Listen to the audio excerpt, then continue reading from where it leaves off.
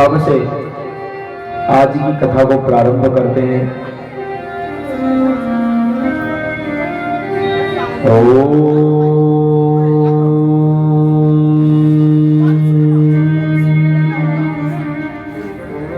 गजानन भूतगणादिसेवितं कपित्थजम्बूफलचारुभक्षणम् उमासुतं शोकविनाशकारकं नमामि विघ्नेश्वरपादपङ्कजम्। सर्वमङ्गलमाङ्गल्ये शिवे सर्वार्थसाधिके शरण्ये त्र्यम्बके गौरी नारायणी नमोऽस्तुते।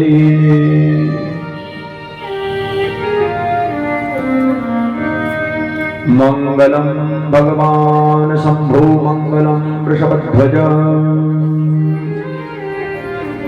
मंगलम पार्वतीनाथ मंगलाय तनो शिव मंगलम भगवान विष्णु मंगलम गरुड़ध्वज मंगलम पुंडरीकाक्ष मंगलाय तनो हरि।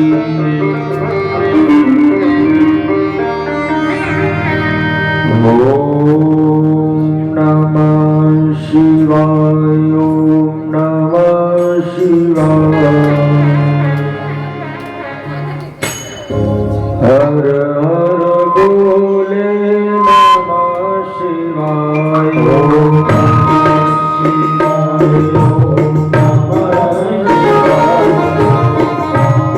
हरि बोले नमः शिवाय नमः शिवाय ओम नमः शिवाय हर हर बोले नमः शिवाय ओम नमः शिवाय ओम नमः शिवाय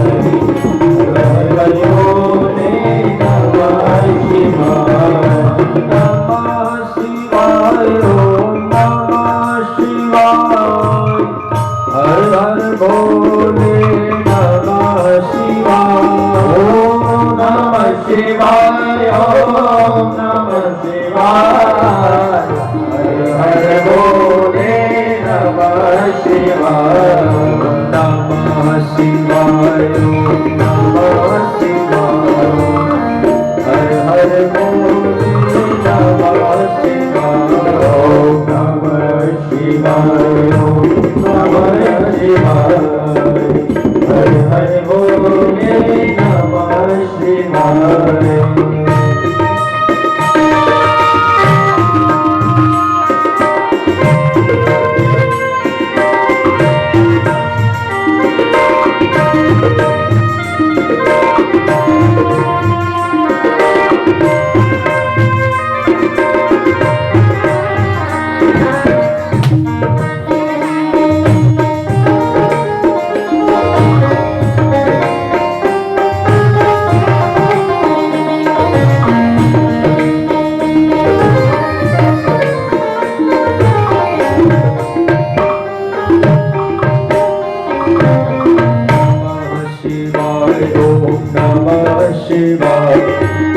हर हर बोले नमः शिवाय ओम नमः शिवाय ओम नमः शिवाय हरि हरि बोले नमः शिवाय महाकालेश्वराय महाकालेश्वराय हर हर बोले नमः शिवाय महाकालेश्वराय महाकालेश्वराय हरे हरे बोले नमः शिवाय ओम नमः शिवाय ओम नमः शिवाय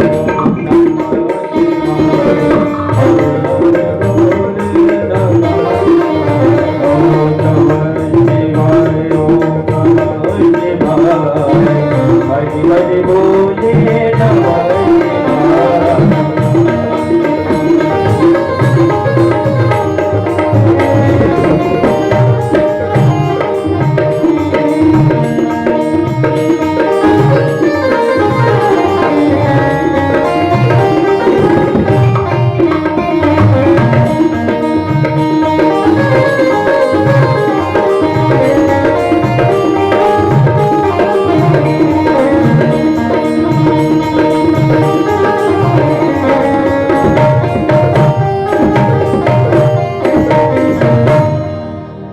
शंकर भगवान की जय हो। बड़े सौभाग्य की बात है, आप सभी पधारे हैं। आज की पंचम दिवस की कथा प्रारंभ करते हैं। कल की कथा में आपने द्वादश ज्योतिर्लिंग का भगवान सोमनाथ की स्थापना क्यों हुई, कैसे हुई, उसकी जानकारी आपको मिली। भगवान मल्लिकार्जुन ज्योतिर्लिंग की स्थापना, महाकाल की ज्योतिर्लिंग की स्थापना, ओंकारेश्वर ज्योतिर्लिंग की स्थापना और भगवान वैद्यनाथ ज्योतिर्लिंग की स्थापना भीमशंकर में बताया जाता है कि कुंभकर्ण के जो पुत्र थे उनके द्वारा एक राजा को परेशान किया गया और उस राजा को बचाने के लिए भगवान महादेव पधारे थे। और रामेश्वरम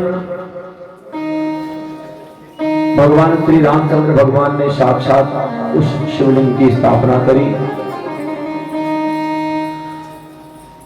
नागेश्वर ज्योतिर्लिंग जो कि द्वारिकाधीश नगरी के पास में विराजमान है। दारुको वन नागेश,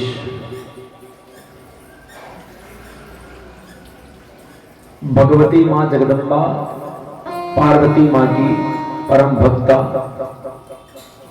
दारुका नाम की एक राक्षसी थी। अपने पति दारुक के साथ उस वन में वो रहती थी। भगवान जब ऋषि मुनि परेशान हुए तो एक ऋषि के पास गए। ऋषि से कहा कि ये दोनों राक्षस और राक्षसी यहाँ पर सभी को परेशान कर रहे हैं, पीड़ित कर रहे हैं। तो राक्षस ने शाप दे दिया कि यदि यह लोग मनुष्यों को परेशान करेंगे, पीड़ित करेंगे तो इनका वंश नष्ट हो जाएगा।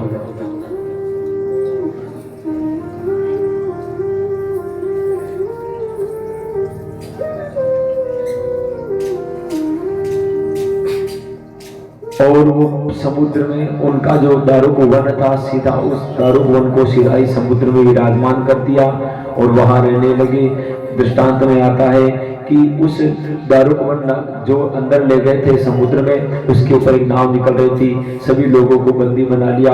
उस बंदी बनाने के साथ में उनके साथ में एक सुप्रिय नाम का वैश्य था। वो भगवान के शिव की आराधना करता था। जब उन सभी को बंदी बना लिया गया तब जेल के अंदर भी वो व्यक्ति का नियम बन गया कि मैं जब तक शिव का पूजन नहीं कर लेता तब तक मैं भोजन प्रसाद ग्रहण नहीं कर सकता। तो उस सुप्रिय नाम के वैश्य को जब उनके दारुका के सैनिकों ने देखा कि यह व्यक्ति कुछ उपाय कर रहा है और लोगों को भी उसमें जोड़ रहा है, तो उन्होंने कहा कि एक बार स्वामी जी को बताया जाए कि हो सकता है कुछ उपाय करता हो, कुछ टोटका करता हो, है ना। तो सभी सिपाही दारुक के पास जाते हैं और कहते हैं कि एक ऐसा व्यक्ति है जो किसी का नाम जाप कर रहा है, हो सकता है अपने लिए कुछ अनहोनी कर देवे, इसलिए उसका उपाय अपने को करना पड़ेगा। तो कहा जाता है कि जब वो दारुक राक्षस उसको मारने के लिए जब आता है तो जो शिवलिंग का निर्माण उसने कर रखा था उसमें भगवान साक्षात भोलेनाथ आ जाते हैं और उस राक्षस का संहार कर देते हैं। बोल नागेश्वर भगवान की जय हो। आगे की ज्योतिर्लिंग में भगवान विश्वनाथ भगवान का आता है, काशी में विश्वेश।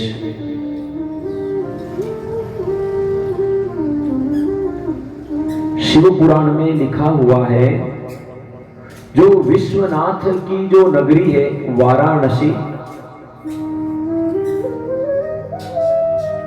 कितने ही सतयुग निकल गए, कितने ही द्वापर युग निकल गए, कितने ही चतुर युग निकल गए, परंतु जो वाराणसी जो है ना वो ही स्थिर है।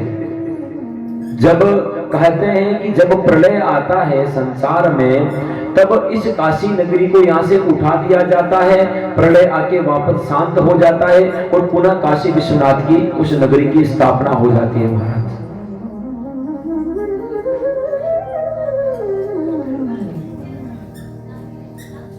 इसलिए भगवान को विश्वनाथ की उपाधि दी गई वहां पर।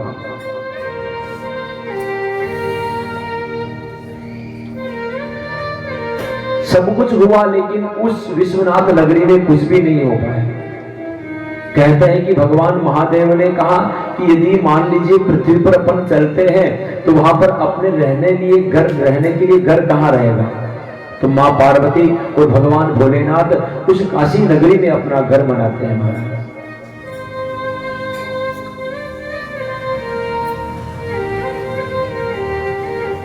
पूरे भारत में, पूरे जगत में एक मोक्ष का कोई कारण स्थान बताया गया है, तो वो कौन सा है? काशी विश्वनाथ ही है। अभी भी ऐसे ऐसे संत महात्मा हैं, ऐसे ऐसे लोग हैं जो जिनका मान लेते हैं कि अब अंत समय आने वाला है और सीधा वो काशी भी चले जाते हैं। ऐसा स्थान है काशी।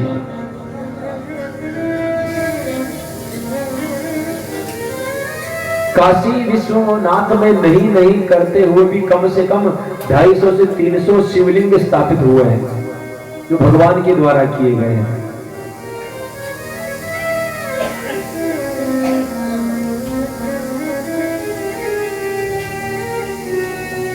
भगवान साक्षात भैरव बाबा भी वही विराजमान है जिनको अपन क्या कहते हैं? काल भैरव। क्या कहते हैं?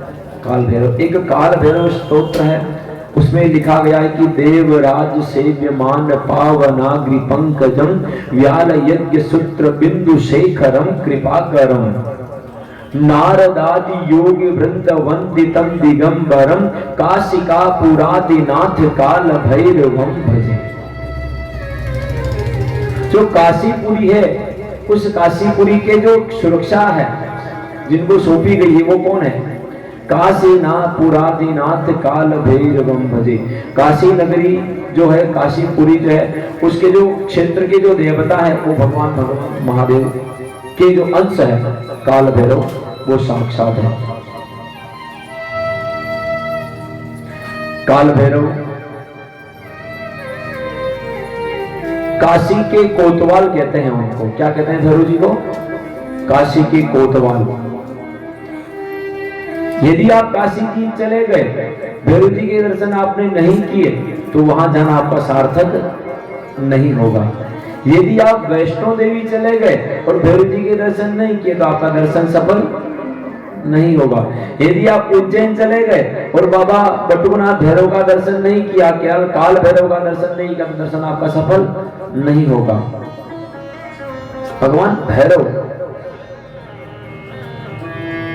देवराज सेव्यमान, देवराज भगवान इंद्रादि देवता भी भगवान महा भैरव बाबा का पूजन करते हैं।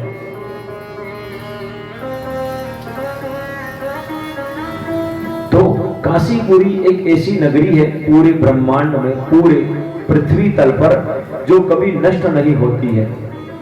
4 युग पूर्ण हो गए, काशी नगरी को भगवान अपने स्थान पर ले जाते हैं, प्रलय आएगा, पृथ्वी वापस शांत होगी और पुनः वही काशी नगरी स्थापित हो जाती है। शिव पुराण में इसका उल्लेख है।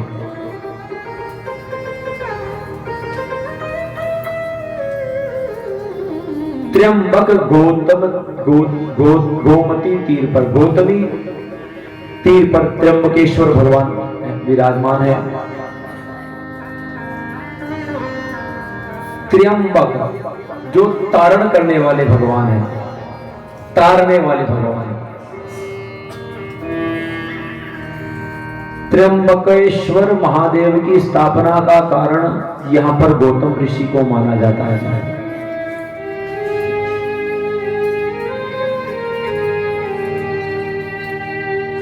कहते हैं कि भगवान गौतम ऋषि जिस आश्रम में रहते थे वहां और भी ऋषि मुनि रहते थे। देखो, किसी में श्रेष्ठता हो तो दूसरे वाले जलते हैं, है ना? ऋषा बड़ा ना बड़ा दूसरा देव आगे बढ़ी में अठाई तो जटे रह गया। भगवान गौतम ऋषि जी के साथ में भी वही हुआ। उनकी तपस्या श्रेष्ठ थी, उनका पूजन अर्चन श्रेष्ठ था। तो यह स्थिति देखते हुए जो दूसरे लोग, जो दूसरे ऋषि ब्राह्मण देवता जो ईर्ष्या करते थे उनसे, एक समय था कि बहुत वर्षों तक बरसात नहीं हुई, बहुत वर्षों तक बरसात नहीं हुई। तो गौतम ऋषि ने भगवान महादेव का पूजन अर्चन करते हुए एक सुंदर सी एक गंगा की जो धार जो चलती है, जिसे देखा ना पाण गंगा के द्वारा, तो गंगा की धार उत्पन्न कर दी महाराज उस आश्रम में।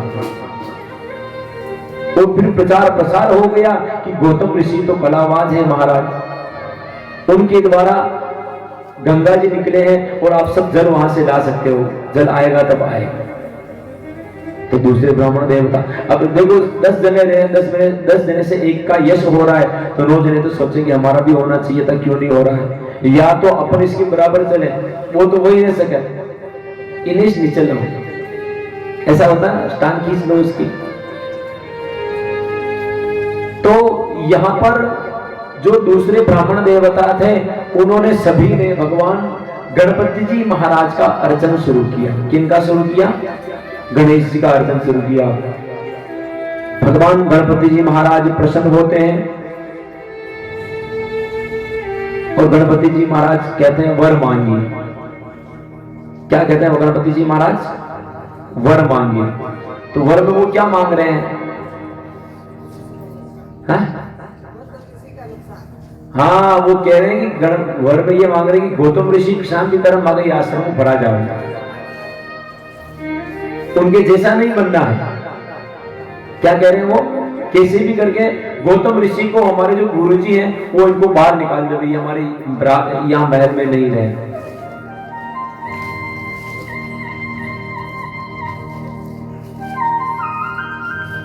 देख लो, ब्राह्मण देवता कह रहे हैं आप इन बाहर निकाल दो, हमारा इनका यश हमसे देखा नहीं जा रहा है। अब केव्हा मतलब मानव का मन कैसा है, जो मानव अपने पहले भी सही सा पहले भी थे। अब भगवान पता चल गया कि राम जी का राज्याभिषेक होने वाला है, मंत्रा से देखा नहीं गया, कैकेयी माता की कान भर दिए और फिर सब गड़बड़ हो गया। भगवान गणपति जी महाराज कहते हैं तुम बिना अपराध किसी को परेशान करोगे तो तुम्हारी ही हानि होगी। उसका क्या अपराध है? आप उसको ऐसा क्यों दंड देना चाह रहे हैं? अपराध बिना तस्मै क्रुद्धत्वम हनि रे वचा। अपराध बिना ही उसको आप दंड देते हो तो उसमें हानि आप ही का होगा। अपस्कृतम पुरा यस्तु तेभ्यो दुखम हितम नहीं। जिन्होंने पहले तुम्हारे ऊपर उपकार किया हो उसे दुख देना हितकर नहीं होता है। पूरे भाई गौतम ऋषि ने अपने लिए तो गंगा का उत्पन्न नहीं किया था, पूरे आश्रम के लिए किया था, आसपास के क्षेत्र के लिए किया था। जिन्होंने तुम्हारे ऊपर उपकार किया, ब्राह्मण देवता, उन्होंने उपकार किया था आपके ऊपर, आप ऐसी स्थिति क्यों पैदा कर रहे हैं? यदा च दीयते दुखम तदा नासो भवेदहि। यदि आपके ऊपर जिसने भी उपकार किया आप उसको यदि दुख देते हो तो नासो भवी, आपका नाश हो जाएगा। इसलिए हे ब्राह्मणों तुम ऐसा मत करो और कोई वर मांग लो। गणपति जी कह रहे और दूसरा कोई वर मांग लो। गणपति जी की समझ देखो, वो सीधा उनको ये नहीं करेंगे आप ये वर देता हूं, नहीं। ऐसा स्थिति होगी यदि आपके ऊपर उसने उपकार किया था फिर भी आप परेशान कर रहे हो तो ऐसा उचित नहीं है, आप ही का नाश हो जाएगा, कोई और वर मांग लीजिए। तो ब्राह्मण नहीं माने। गणेश जी ने कहा कि तुमने तब किया है उसका वर दे रहा हूं, परंतु पीछे जो होगा वह मैं नहीं जानता। पीछे जो होगा उसका कारण मैं नहीं बनूंगा। तुमने वर मांगा, मैं दे रहा हूं, परंतु इसके पीछे जो परिणाम होगा उसका आप ही रहेंगे। तो भगवान गणपति जी महाराज ने वर दिया और कहते हैं कि गौतम ऋषि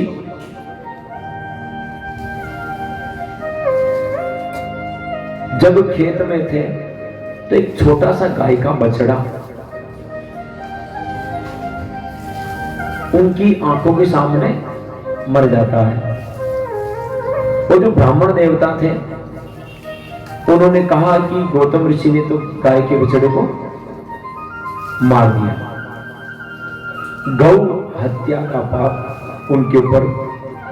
गौतम ऋषि ने कहा मैंने ऐसा कुछ नहीं किया। नहीं, तुमने ही किया है। सबने बात स्वीकार कर ली और गौतम ऋषि को वहां से बाहर निकालने का पूरा प्रयोजन हो गया महाराज। बस बाहर ही निकालना है, कुछ नहीं, आपको यहां रहना ही नहीं है। यहां कहते हैं कि मैं इस आश्रम से पार नहीं निकलूं, आप दंड दे दीजिए मुझे। तो ब्राह्मणों ने देखो दंड क्या मांगा, दंड क्या दिया उसको, प्रायश्चित के लिए 3 बार सारी पृथ्वी की परिक्रमा। पहला दंड क्या है, 3 बार सारी पृथ्वी की परिक्रमा। उसके उपरांत 1 महीने तक तप। ब्रह्मगिरी की 101 परिक्रमा, गंगा को लेकर आओ। ये तो एक धार पैदा की थी, अब गंगा जी ले रहा है। और उस गंगा जी को लाना है, उस गंगा जल से स्नान करना है और 1 करोड़ पार्थिव शिवलिंग का पूजन करना है।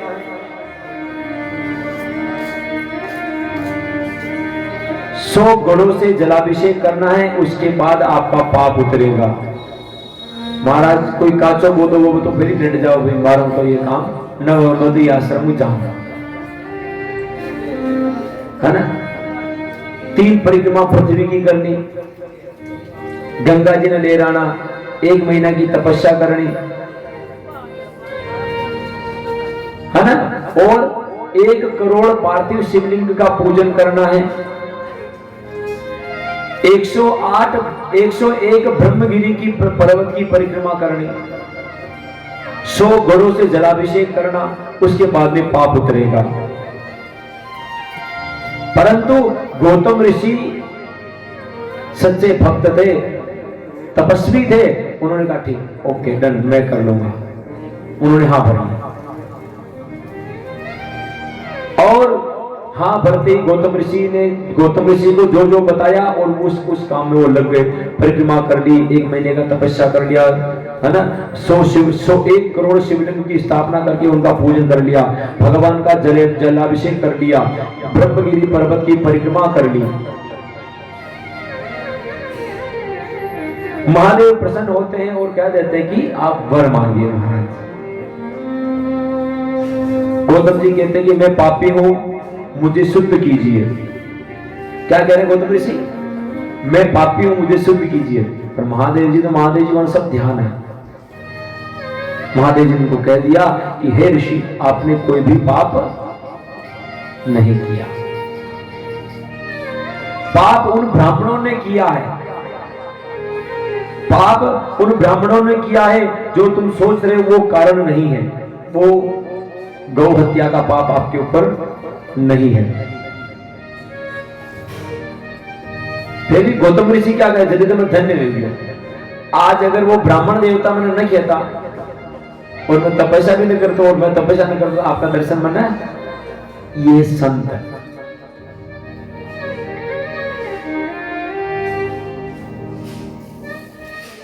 प्रसिद्धि गुरु जी बताते हैं कि एक वृंदावन में एक संत रहते थे, काफी प्रसिद्ध थे और वो संत देवता के दर्शन करने के लिए लोगों की भीड़ आती थी।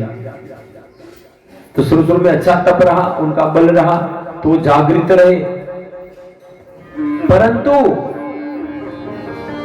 जब उनका बल बढ़ा और लोगों का आना जाना शुरू हो गया, महाराज अब जामा कौन दर्शन करवा बात है, भीड़ जाने लग गई वहां पर। महाराज जी ने देखा भगवान किसान मन गावा लाग जाए तो मारो तप तपस्या सब अटेगी रह जाए, तपस्या कैसे करूंगा मैं।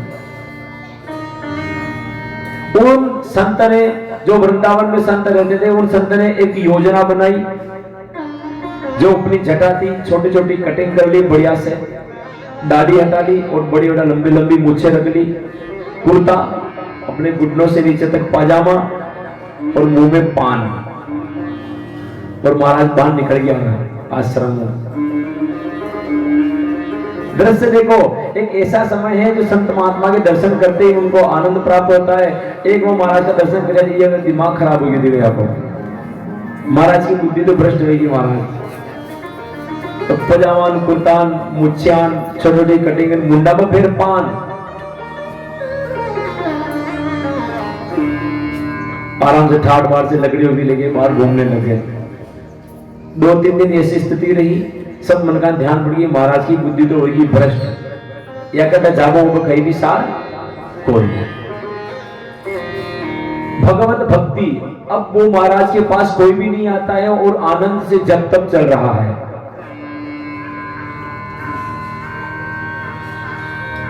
भगवान बताते हैं कि जब उन महाराज ने अपना शरीर त्यागा था तो भगवान बांके बिहारी का नज मंदिर में जो दीपक चलता वो दीपक भी बुझ गया था। ऐसे था संत थे।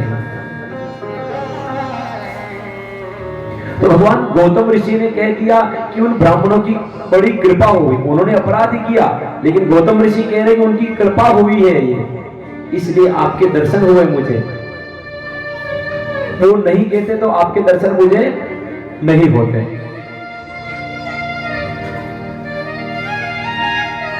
महादेव से गौतम ऋषि मांगते हैं कि ब्राह्मणों का आदेश है कि आप गंगा जी हमारे यहाँ पर उत्पन्न हो जाए, गंगा जी हमारे यहाँ आ जाए, ऐसा आशीर्वाद आप हमें दीजिए।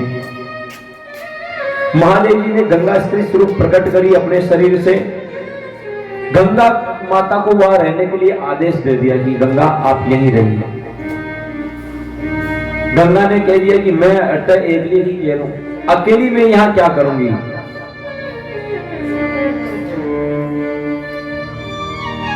केवल गौतम ऋषि रह रहे हैं यहाँ पर, मैं अकेली यहाँ क्या करूंगी। तो भगवान कहते हैं कि आप यहाँ रहिए और ऐसा समय आएगा कि इस स्थान को अच्छे अच्छे लोग जानेंगे और ये तीर्थ स्थल बनेगा।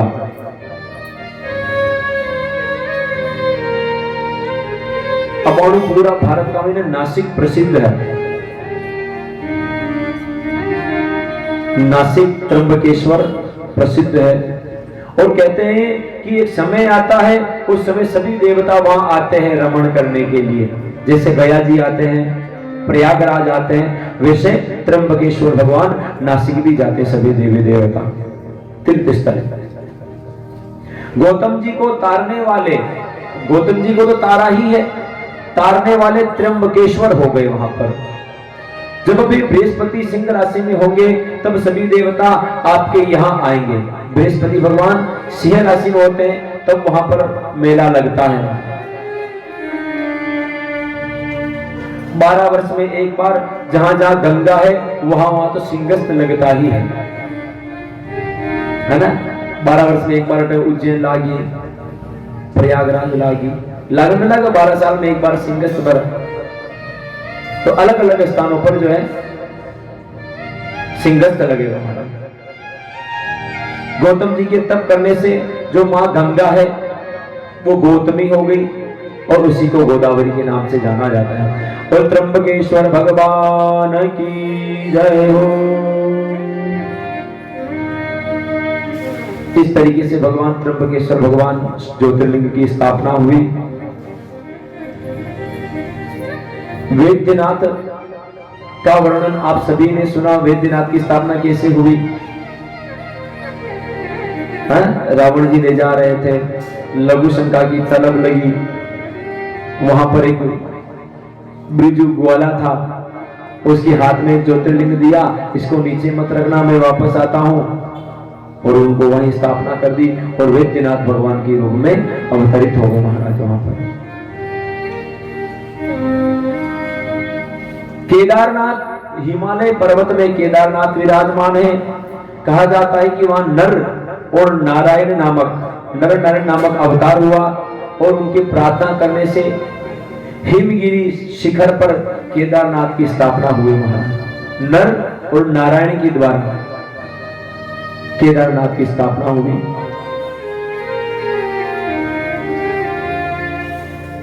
घुश्मेश्वर भगवान कहते हैं कि घुश्मा के प्रसन्न करने के लिए दक्षिण दिशा देव से एक सरोवर में प्रकट हुए।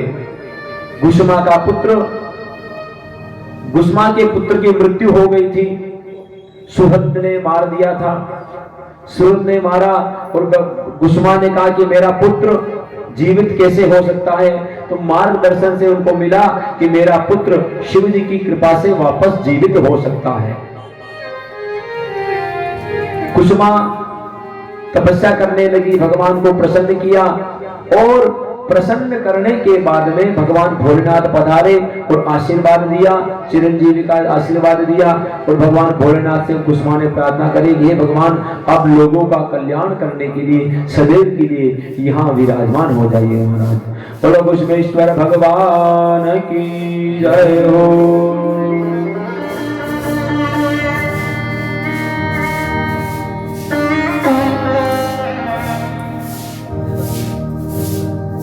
महाराज भगवान कहाँ है? भगवान कैसे मिलते हैं? भगवान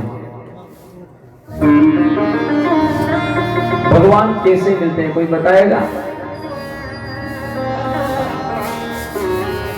कैसे मिलते हैं भगवान? भक्ति करने से।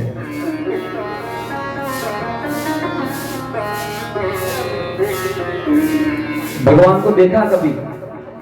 नहीं देखा। हाँ जी, हाँ। तो भगवान देखिए, अगर मंत्रों के माध्यम से देखें तो जो यजुर्वेद में जो मंत्र आता है, अग्निर्देवता, वातो देवता, सूर्यो देवता, चंद्रमा देवता, वसवो देवता, रुद्रा देवता, द्वितीया देवता, मरुतो देवता, विश्वे देवा देवता, बृहस्पति देवतेन्द्रो देवता, वरुणो देवता। ये सब देवता साक्षात दर्शन होते हैं इनके। सूर्यो देवता, चंद्रमा देवता, मरुतो देवता, अग्नि भगवान के दर्शन होते हैं, अग्नि देवता, वायु देवता। ये कौन है? सब सभी देवता है। तो महाराज देवता ने तो देखा कौन है? अपन दूध तो देख रहे हो, पर दूध का महीने घी है जो कोई किने देख रहे हो? दिखता है क्या उस दूध में घी है जो? है? तो भगवान विराजमान है, परंतु उनको देखेंगे कैसे? अब दूध में से घी कैसे निकलेगा? सबसे पहले दूध को गर्म करेंगे। जब दूध गर्म हो जाता है तो उसको वापस ठंडा करेंगे। फिर इसमें क्या डालेंगे? जावन डालेंगे। उसके बाद फिर उसको जमाएंगे। फिर क्या बन जाएगा? दही बन जाएगा। फिर दही का क्या करेंगे? मंथन होगा उसका। उसके बाद में क्या करेंगे? ऊपर लूण निकल जाएगा। तो लूणे ने केरा पा वापस गरम केरा पा और फचे भी दो भाग रहे भागा, एक तो नीचे नीचे खराब रही और ऊपर ऊपर घी रही।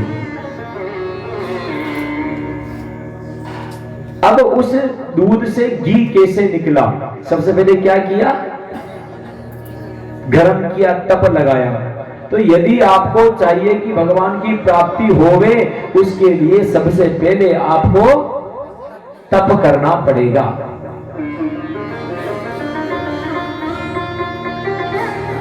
घी गरम हो, दूध गरम हो रहा है, आप तप कर रहे हैं। अब उसमें आवश्यकता है जावन की। अब उस छाछ, वो छाछ कौन है? वो छाछ आपके सदगुरु भगवान है, आपका गुरु मंत्र है, अच्छे मार्ग दिखाने वाले व्यक्ति हैं, वो छाछ है। जैसे ही आपको गुरु मंत्र मिला और पुनः आप उसको जमने के लिए छोड़ देंगे, जावन डाल दिया कि वो वापस जाप शुरू हो गया। अब उसकी परीक्षा शुरू हो जाएगी महाराज, ये व्यक्ति मेरी पूजन छोड़ता है या नहीं छोड़ता है। छासना बलोरी वाना दहीन फुल बलोबल आ गया वाला।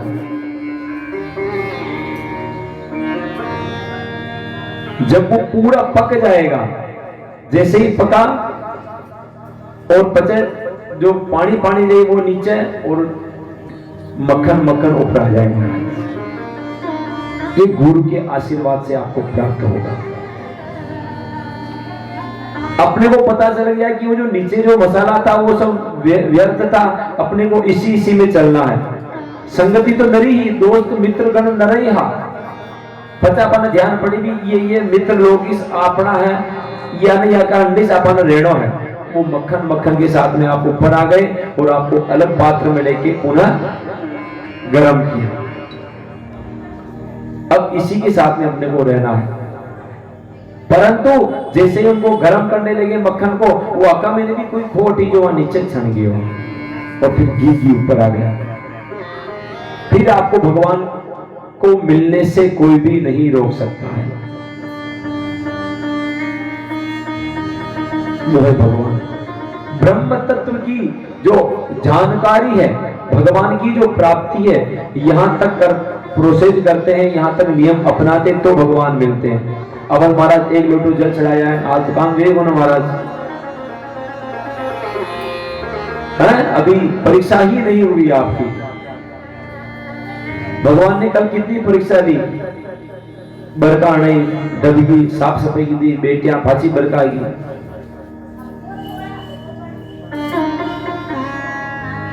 ये प्रभु कृपा है। महादेव परीक्षा सभी की लेते हैं, नारायण भी सभी की परीक्षा लेते हैं। भाई भैया हेलो आका पार तो भगवान आ जाता तो बच्चे सभी बुढ़ावा लाग जावे। भगवान कब सुनते हैं? भगवान जब सुनते हैं जैसे कि आपको किसी से काम पड़ा, किसी से काम पड़ा। जैसे आपको कमलेश से काम पड़ा, तो कमलेश भैया बैठे हुए आगे कुर्सी पे, तुम्हारा आवाज नहीं, कमलेश आवाज नहीं, ए कमलेश, कमलेश ना बोल रहे, रोहित, ए रोहित, आप कमलेश को आवाज दो, कमलेश, ए कमलेश, कमलेश, ए कमलेश, 2 बार 5 बार 6 बार 10 बार 15 बार, उन्होंने तो पहली बार। अगर मान लो आपने 15 बार कमलेश को आवाज दी तो जितना भी कमलेश वे सब खड़ा हो गए। हाँ कही बोलो, महादेव ओ महादेव, महादेव ओ महादेव, बस महादेव। एक साधे सब सदे और सब साधे सब जाने। अब भगवान ना बापू बुला रहे, बापू सुनो, बापू ने सुना, बहू सुनो, माताराम सुनो, भैया सुनो, ये सुनो वो सुनो। अच्छा बापू देखिए वहां खेती तो काम कर दे, देखिए वहां खेती तो काम, वहां के काम कर दे, ऐसा नहीं। लक्ष्य एक ही होना चाहिए, एक ही को साधना है। मानना सभी को है परंतु साधना एक ही को है। अब यहां पर नरसिंह मेहता को पता चला कि मेरे को नारायण की प्राप्ति होवे, ऐसा कोई उपाय करना है, तो महाराज सब उपाय कर लीता हुआ, लेकिन भगवान माने न मिलिया। अब क्या करें? तो वो सब जो उपाय होना लगे, सबसे जल्दी प्रसन्न कौन होते हैं? सबसे जल्दी प्रसन्न होते हैं महादेव।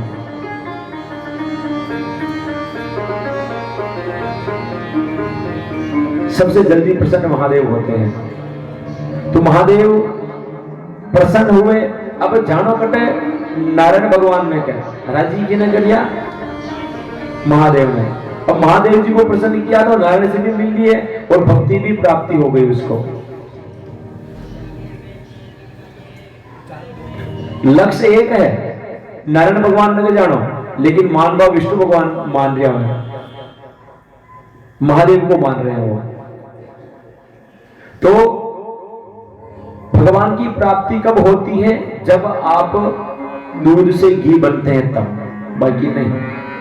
आप दही तक ले जावा तो आप दही श्रेय मापा, अटल तक लूने तक भी आ गया तो ही लूने श्रेय मापा। घी न बन सका, घी बनबाग बात अपन तपनों पे गया। शत कोटि में भगवान के 100 रूप दिए गए हैं और शत रुद्र संहिता में और कोटि रुद्र संहिता में भगवान के करोड़ों शिवलिंग के अवतार बताए गए हैं। कहा जाता है कि जितने भी ज्योतिर्लिंग है ना, उन ज्योतिर्लिंग के उप ज्योतिर्लिंग भी हैं। जैसे सोमनाथ है, सो सोमनाथ के उप ज्योतिर्लिंग होता है अंतकेश्वर। मल्लिकार्जुन है, उनका उपलिंग रुद्रेश्वर है। महाकाल का उपलिंग दुग्धेश्वर है। ओमकार का उपलिंग ज्योतिर्लिंग कर्दमेश्वर है। केदारनाथ का भूतेश्वर, भीम शंकर का भीमेश्वर, नागेश्वर का भूतेश्वर, रामेश्वर का गुप्तेश्वर और गुष्मेश्वर का व्याघ्रेश्वर उपलिंग बताया गया है। अत्रि ऋषि की उत्पत्ति होती है।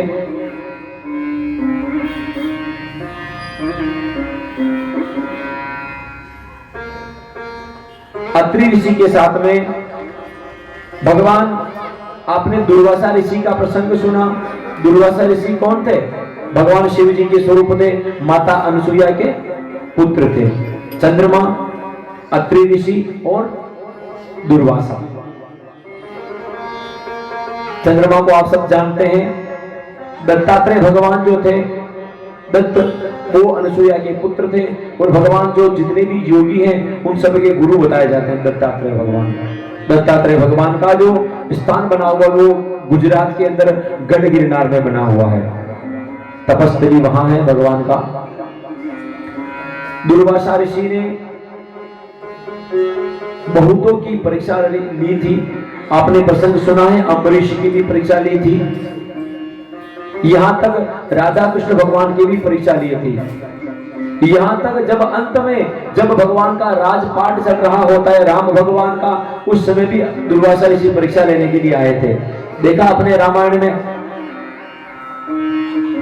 जब भगवान राम जी और लक्ष्मण भैया थे उस समय दुर्वासा ऋषि आते हैं और कहते हैं कि राम जी से मिलना है। चलिए, राम जी और दुर्वासा जब साथ में बैठते हैं तब कहते हैं कि अंदर कोई भी नहीं आना चाहिए।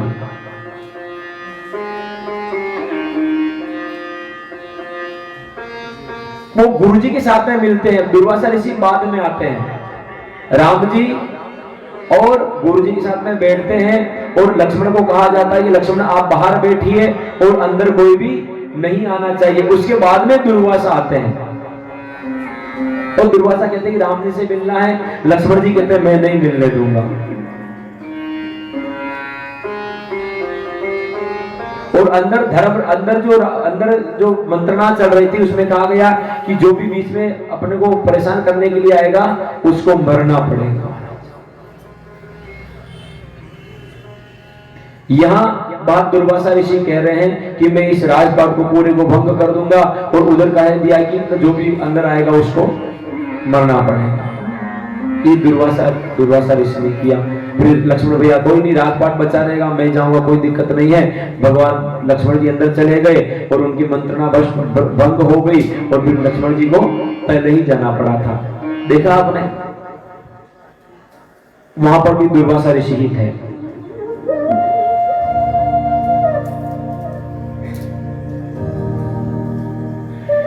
शिव जी की आराधना से ही भगवान विष्णु जी को सुदर्शन चक्र मिला था और उसी के द्वारा दैत्यों का संहार किया था। उसके बाद में दैत्यों का संहार होने के बाद में भगवान विष्णु जी ने शिव जी के 1000 नामों का स्तोत्र निर्माण किया महाराज। और शिवरात्रि का एक उल्लेख देखा होगा, वो एक भील था जो रात्रि को गया था, उसके परिवार वाले भूखे थे। वो एक बिलपत्र के वृक्ष के ऊपर चढ़ गया, नीचे शिवलिंग है, ऊपर व्याघ्र बैठा हुआ है ना। और वो शिकार की प्रतीक्षा कर रहा है कि कब शिकार आए, कब मैं उसको मारूं और घर पे जाके सभी को भोजन करना। बड़ा सुंदर दृश्य। वहां एक मृगी आ जाती है, हिरणी आ जाती है। हिरणी जैसे सामने आई और वहां पर व्याघ्र अपने को संभालना रहता है, तब तक उसके जो आपने देखा होगा वो पानी पीवा की बोतल रखा, एक जल पीवा की कमरण का। पहले लोग जो खेत जाते थे वो रखते थे, पानी की जल की बोतल रखते थे या पीपी रखते थे, उसके जो बोरी का तापड़ा वगैरह लगा के उसको पैक करके गीला करके रखते थे उसको।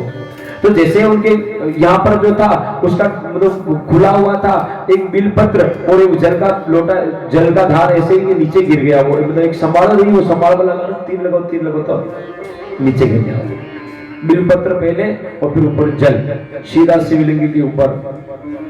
और उस दिन चतुर्दशी थी, शिवरात्रि थी।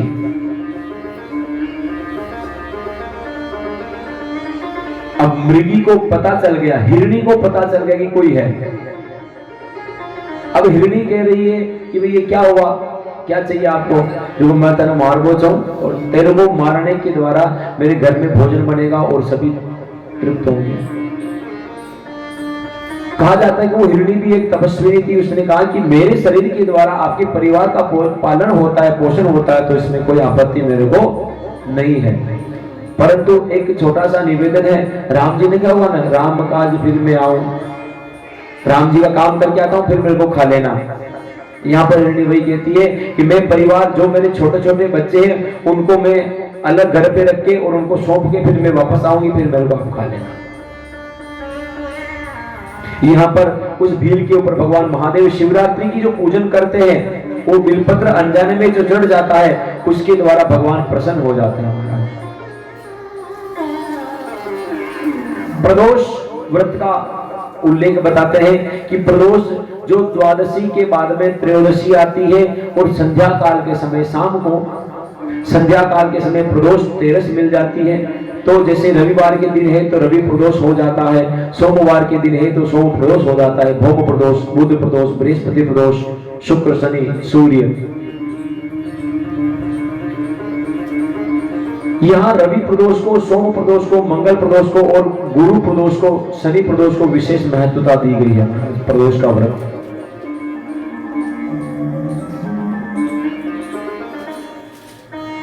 और माताएं बहनाएं एक व्रत और करती है, वो मनसा कथा करती है। आपने देखा होगा 16 सोमवार करके फिर मनसा कथा करती है। 4 वर्ष का ये कथा का प्रसंग होता है हमारे।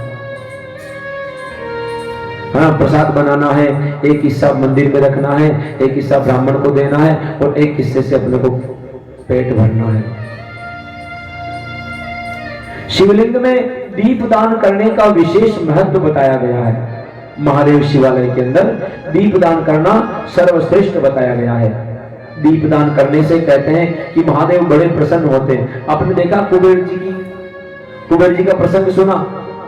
कुबेर जी ने क्या किया? हाँ? कुबेर जी ने क्या किया?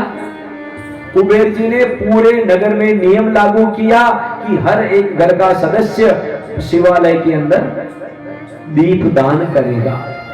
ये दीप दान करने का महत्व है।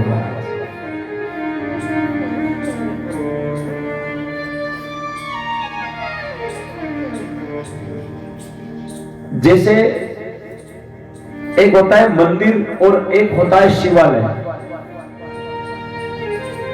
मंदिर में क्या होती है? मूर्तियां। क्या होती है मंदिर में?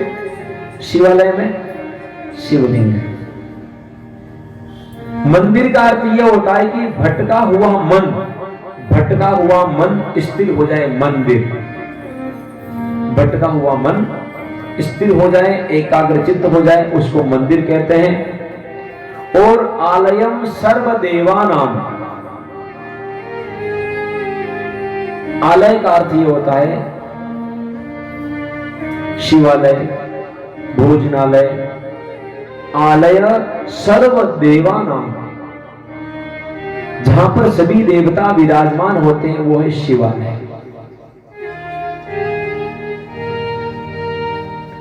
एक शिवलिंग की पूजन करने से सभी देवता संतुष्ट होते हैं। कल बताया था ना, जैसे पूरा बरगद का वृक्ष है तो आप जल कहां सींचेंगे?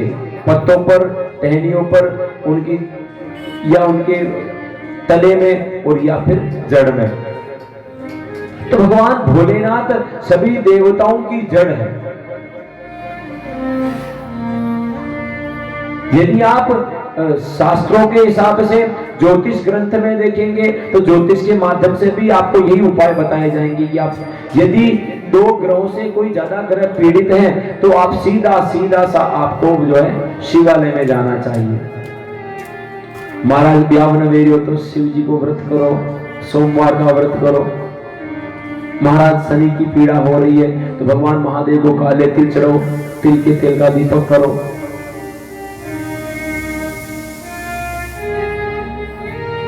भगवान भोलेनाथ को बिल्व पत्र चढ़ाओ। पेट में कोई स्थिति खराब हो रही है, स्थितियां विपरीत हो रही है तो बिलपत्र का सेवन करो। गर्मी ज्यादा होती है तो बिलपत्र का सेवन करो। जैसे भगवान को शिवलिंग, जैसे शिवलिंग एक अग्नि स्वरूप है, आपने सुना ना शुरू में। भगवान जब ब्रह्मा जी और महेश्वर, भगवान ब्रह्मा जी और विष्णु जी जब आपस में अपने से बड़ा कौन है, वस्तु श्रेष्ठ कौन सी है, तो भगवान एक ज्योतिर्लिंग जो है अग्नि स्वरूप पैदा हुआ था, प्रकट हुआ था वहां पर। तो भगवान का जो तत्व है उसको शीतल करने के लिए, भगवान को शीतल करने के लिए ठंडी वस्तु अपन चढ़ाते हैं। दूध है, उसका स्वभाव कैसा है? दही है, शहद है, बिल्व पत्र है, गंगा जल है ना, ये सब ठंडी चीजें होती है, सब ये भगवान महादेव जी को चढ़ाते हैं अपन।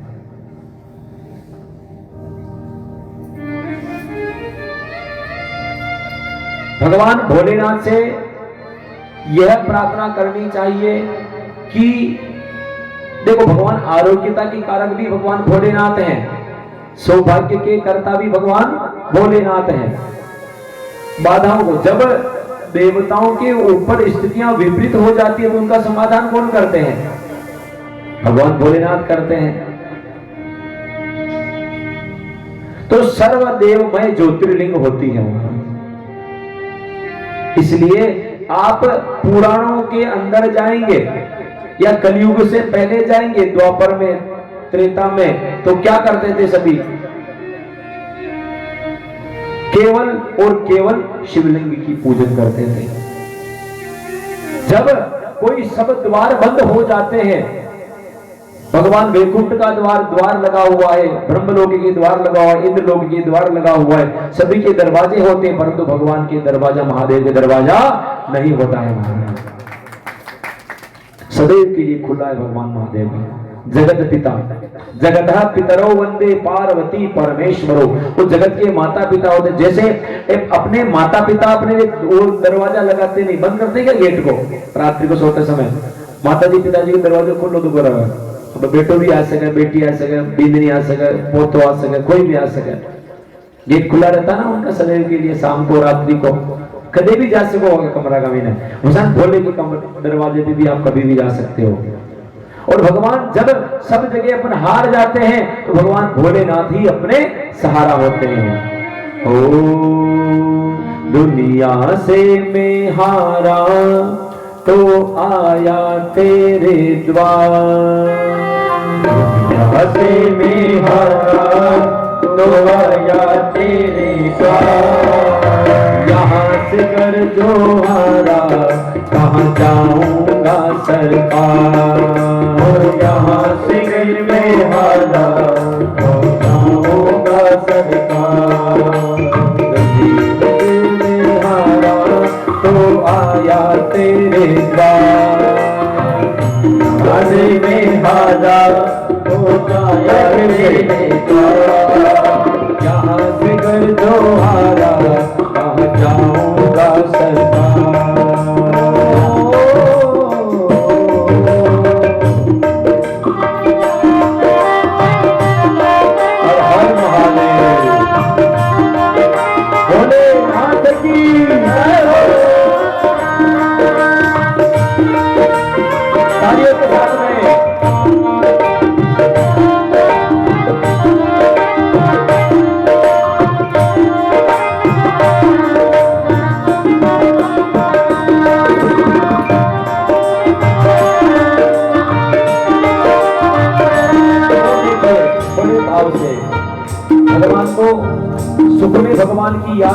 नहीं है। दुख में सुमिरन सब करे, सुख में करे ना कोई, और जो सुख में सुमिरन करे तो दुख काहे को होई। ओ सुख में प्रभु वर तेरी याद न आई, सुख में प्रभु वर तुमसे प्रीत लगाई। सुख में प्रभु वर तेरी याद न आई, सुख में प्रभु वर तेरी प्रीत लगाई। और क्या कह रहे हैं? वो सारा दोष है मेरा, मैं करता हूँ स्वीकार, सारा दोष है मेरा, मैं करता हूँ स्वीकार। यहाँ से घर जो आया कहाँ जाऊंगा सरकार, अरे मैं हारा तो आया तेरे द्वार, अरे मैं हारा तो आया तेरे द्वार। यहाँ से जो मैं हारा तो जाऊंगा सरकार।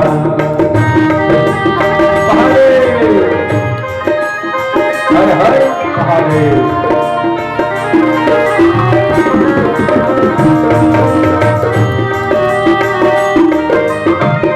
भोलेनाथ की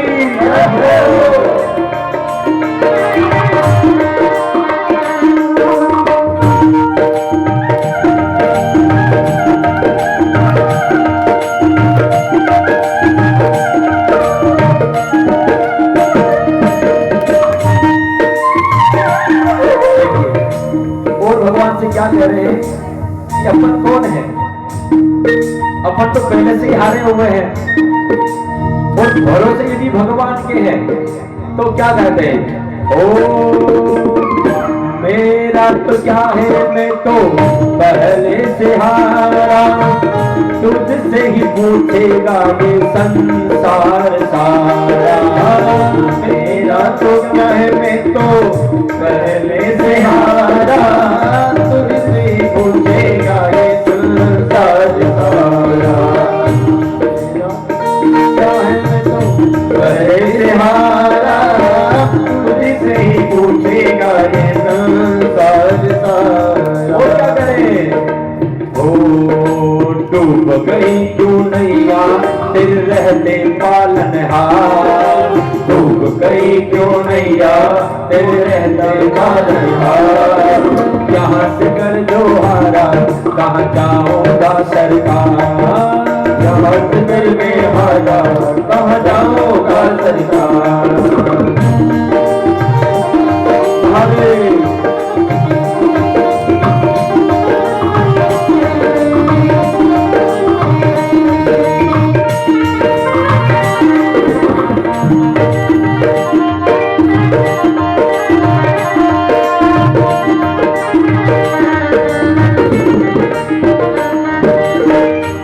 भगवान से क्या कह रहे हैं अपन बड़े प्रेम से? ओ सब कुछ लुटा है बस राजपति है, तुम पे ही भगवान मेरी आस बची है। सब कुछ लुटा है भगवान राजपति है, तुम पे ही भगवान मेरी आस बची है। और क्या कह रहे हैं? सुना है तुम सुनते हो हम देशों की पुकार, सुना है तुम सुनते हो हम देशों की पुकार। यहाँ से कर जो हारा कहाँ जाऊंगा सरकार, यहाँ से कर जो हारा कहाँ जाऊंगा सरकार।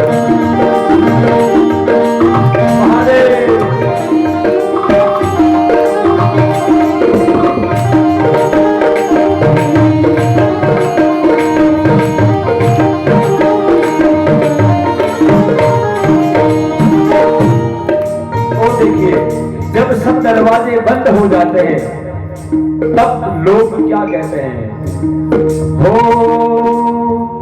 जिसको बताया मैंने अपना फसाना, सबने बताया मुझको तेरा ठिकाना। सबको बताया मैंने अपना फसाना, सबने बताया मुझको तेरा ठिकाना। वो भगवान को अपने को क्या मानना है, भगवान को अपन क्या माने। ओ मैंने तुमको माना हे माता पिता परिवार, मैंने तुमको माना हे माता पिता परिवार। यहाँ से कर जो आरा कहाँ जाऊंगा सरकार, यहाँ से भी आरा तो आया तेरे द्वार। यहाँ से कर भी आरा कहाँ जाऊंगा सरकार, यहाँ से कर भी आरा कहाँ जाऊंगा सरकार।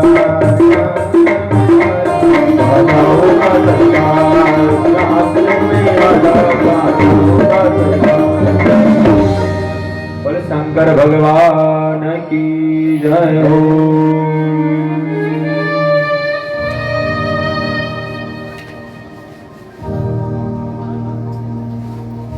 इसलिए भगवान भोलेनाथ का सेवा अपने को करनी चाहिए।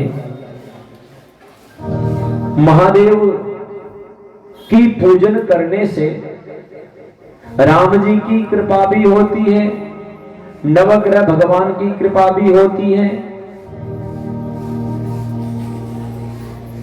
शिवस्य हृदयम विष्णु, विष्णुस्य हृदय शिवम। जो शिव के हृदय में भगवान विष्णु है और विष्णु के हृदय में भगवान शिव है। इसलिए पुराणों में भगवान भोलेनाथ का पूजन सर्वश्रेष्ठ माना गया है महाराज। और कहते हैं कि जब चंचुला ने भगवती मां जगदम्बा से कहा कि मेरे पति का उद्धार कैसे होगा, तो उन्होंने बताया कि आप जो है शिव कथा का श्रवण करवा सकते हैं। तो देव शक्ति के द्वारा जब उस बिंदु को बंदी बनाया गया था, उसको बंदी बनाकर बीच में बैठवाकर आपने कथा सुनी, उसमें बांस की लकड़ी में उसको पिटाया था धुंधकारी को, है ना। जब भागवत कथा सुनते हैं तो इसी तरीके से वो तो बांस में थे परंतु उनको पास बांधा गया और फिर उनको शिव कथा सुनाई गई। शिव कथा में आपने सुना कि शिव जी के कथा के अंदर कुल 24,000 श्लोक बताए गए हैं। शिवलिंग का पूजन सर्वश्रेष्ठ बताया गया है। शिव जी की मूर्ति से भी शिवलिंग का पूजन श्रेष्ठ बताया गया है।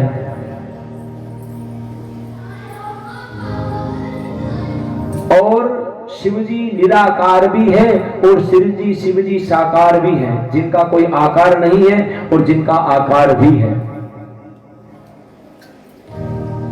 जब बिंदु को 7 ही संहिताएं सुनाई दी गई, विंध्येश्वर संहिता से लेकर वाजवीय संहिता जब उसको सुनाई गई, तो कहते हैं कि विंध्येश्वर संहिता से वायु संहिता तक श्रवण करवाने के बाद में उस पिशाच योनि से उस बिंदु की मुक्ति हो गई।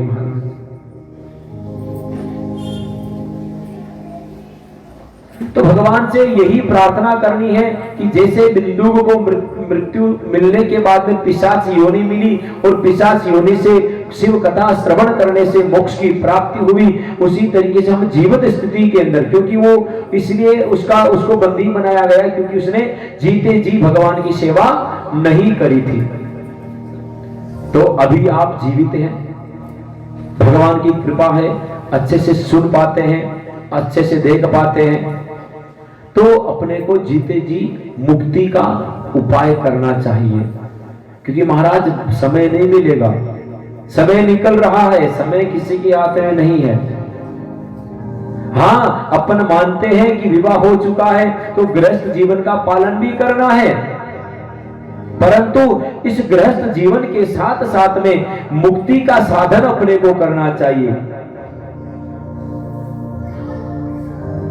और मुक्ति का साधन कलयुग में केवल संकीर्तन है। कलयुग केवल नाम आधारा, सुमेरे सुमेरे भव उतरहि तारा। इसलिए कलयुग केवल नाम का आधार है।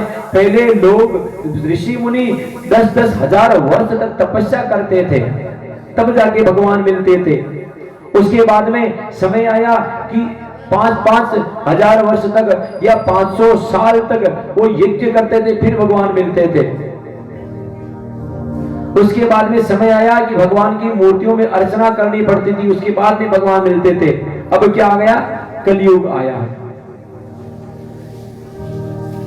कलयुग आ गया है। तब कलयुग में जो लोगों की आयु थी वो पहले बहुत ज्यादा थी महाराज। अब कह रहा कि दशरथ जी 60,000 वर्ष तक राजपाट संभालते हैं, उसके बाद में उनके मन में विचार आता है कि अपने संतान नहीं है। 60,000 साल क्यों ना है, उसके बाद में उनको याद आएगी संतान नहीं है। अब देखा आपने, मुझे शुक्र को जब भगवान खा गए थे, शुक्र को भगवान भोलेनाथ फल समझकर खा गए थे, तो पेट में कितने वर्ष तक तपस्या करी? 3,000 साल। कितना? 3,000 साल तक तपस्या करी, फिर से पानी निकला।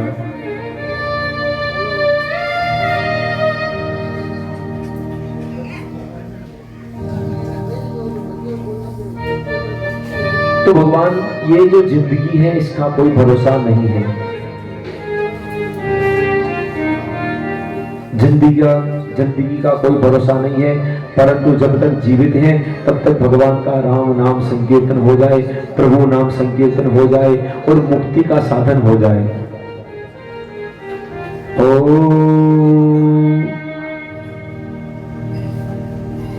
क्या भरोसा है इस जिंदगी का, क्या भरोसा है इस जिंदगी का? कोई भरोसा नहीं है महाराज। कभी भी जा सकता है शरीर, कभी भी छोड़ सकती है आत्मा। जब मां के गर्भ में थे तब तो सोच रहे थे कि बाहर निकलते ही भगवान का कीर्तन करेंगे, और बाहर निकले और मोह माया में गिर गए। गृहस्थ जीवन में भी भगवान का संकीर्तन करते हुए आप आपके जीवन को सुधार सकते हो, अपनी पीढ़ियों को सुधार सकते हो और मोक्ष की प्राप्ति आपको हो सकती है। और क्या भरोसा है इस जिंदगी का, क्या भरोसा है इस जिंदगी का, क्या भरोसा है इस जिंदगी का, भरोसा है इस जिंदगी का, साथ देती नहीं है किसी का, साथ देती है किसी का, क्या भरोसा है इस जिंदगी का, क्या भरोसा है इस जिंदगी का। कोई भरोसा नहीं जिंदगी का, कभी भी जा सकते हैं।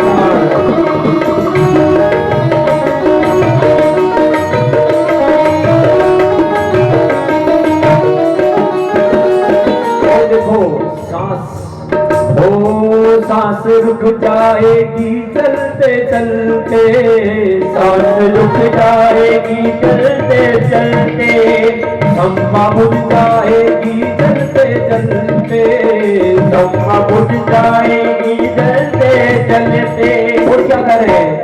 दम निकल जाएगा रोशनी का, दम निकल जाएगा रोशनी का, क्या भरोसा है इस जिंदगी का, क्या भरोसा है इस जिंदगी का।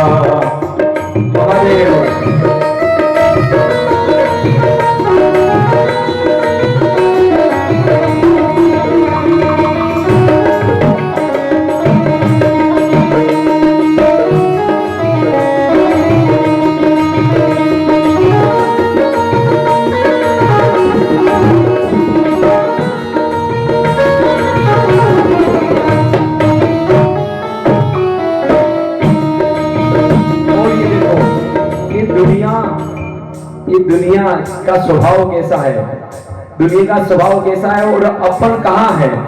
ओ दुनिया है एक हकीकत पुरानी, दुनिया है एक हकीकत पुरानी, चलते रहना है इसकी रवानी, चलते रहना है इसकी रवानी। फर्ज करो पूरा बंदगी का, फर्ज करो बंदगी का, क्या भरोसा है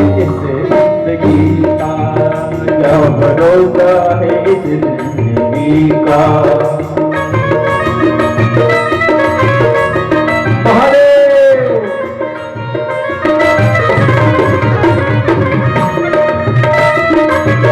तालियों के साथ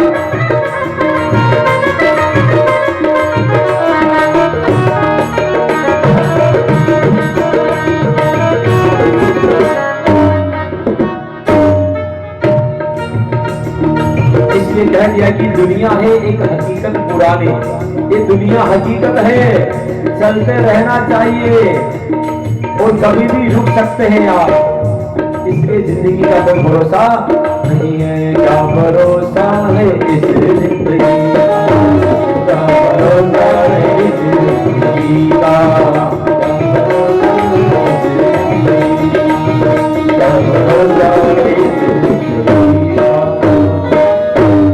बोल शंकर भगवान की जय। जीवन का कोई भरोसा नहीं है, इसलिए भगवान का राम नाम संकीर्तन होना चाहिए, शिव नाम संकीर्तन होना चाहिए। महाराज शरीर से प्राण कभी भी जा सकते हैं। तो भगवान वो तो बड़ा अच्छा कौन बेटा बेटा चाय पी रहा, शाम को सूतना लगी चला गया। इस वास्तविकता यही है, जीवन मृत्यु परम सत्य है, ये कभी भी आ सकती है, इसका भरोसा नहीं है। इसलिए जो जीवन जो मिला है, इस जीवन को सुधारा कैसे जाए। मर भी जाएंगे, परंतु मरने के उपरांत में भगवान को क्या जवाब देवे, ऐसी योजनाएं अपने को बनानी चाहिए।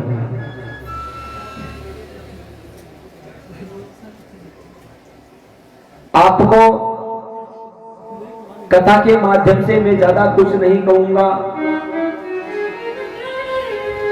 जीवन में शिव जी का पूजन अवश्य करना चाहिए, रुद्राक्ष धारण अवश्य करना चाहिए,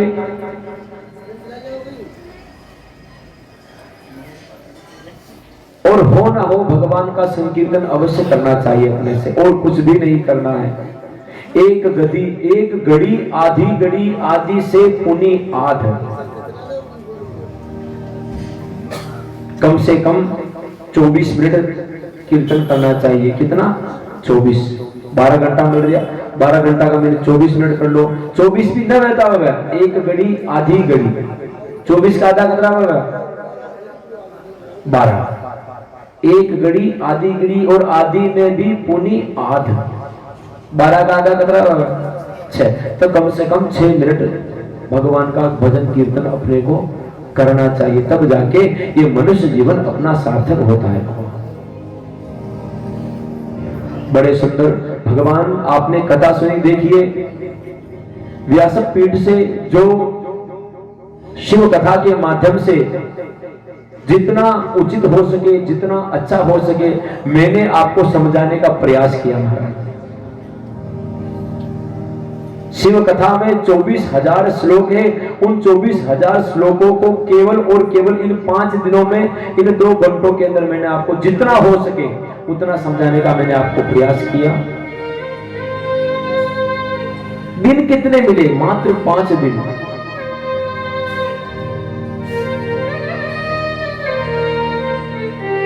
इन 5 दिनों में मेरे को जो उचित लगा उतना अच्छा आपको मैंने समझाने का प्रयास किया। अच्छी अच्छी बातें आपको साथ ले जानी है।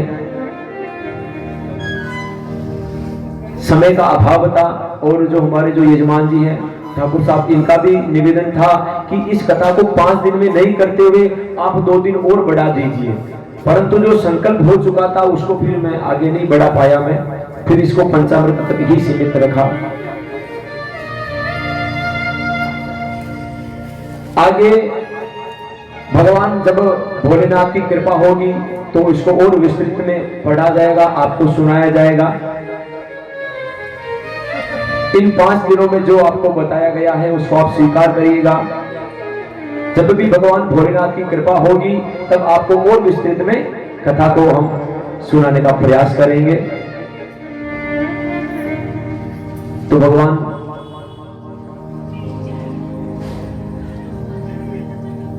भोलेनाथ के जो 12 ज्योतिर्लिंग हैं, उन 12 ज्योतिर्लिंग को द्वादश ज्योतिर्लिंग स्तोत्र जो है उसका अपन श्रवण कर लेते हैं। बोले शंकर भगवान की जय हो। ओ सोमनाथ सौराष्ट्र में, काशी में विश्व में, महाकाल उज्जैन में, शिवालय घुष में, शंकर डाकिनी सेतु बंदरा में, त्र्यंबक गौतम तीर पर दारुक वन नागे, मल्लिकार्जुन श्री शैल पर, हिमगिरि पर केदार, सीता भूमि स्थान को वैद्यनाथ भगवान, ओमकार कमलेश्वर रेवा तट तौना, द्वादश ज्योतिर्लिंग को सदा करो प्रणाम, सदा से जो जावही निश्चित में दो बार, सर्व पाप से मुक्त हो पावे सिद्धि अपार, बाबा पावे सिद्धि अपार।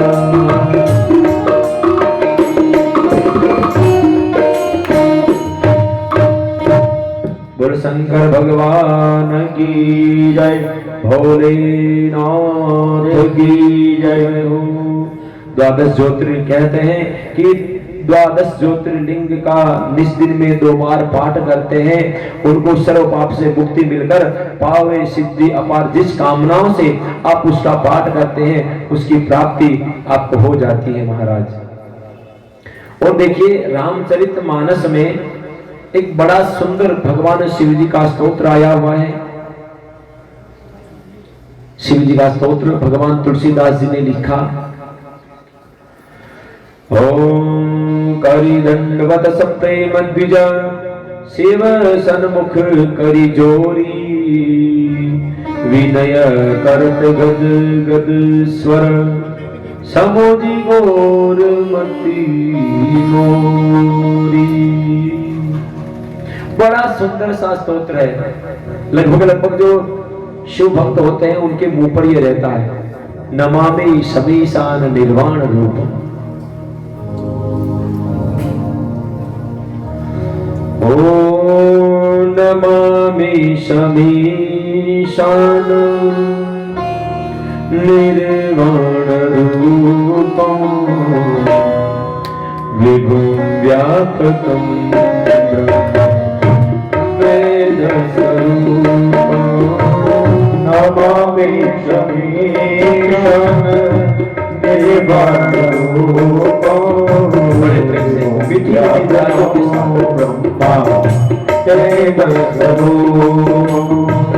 निजम निर्गुणं निर्विकल्पं निरीहं, चिदाकाशमाकाशं वासं भजेऽहं, निजं निर्गुणं निर्विकल्पं निरीहं, चिदाकाशमाकाशं वासं भजेऽहं।